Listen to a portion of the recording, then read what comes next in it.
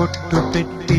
పూజ చేసి గడ్డి మేపి పాలు తాగి వయసు ముదిరి వట్టిపోతే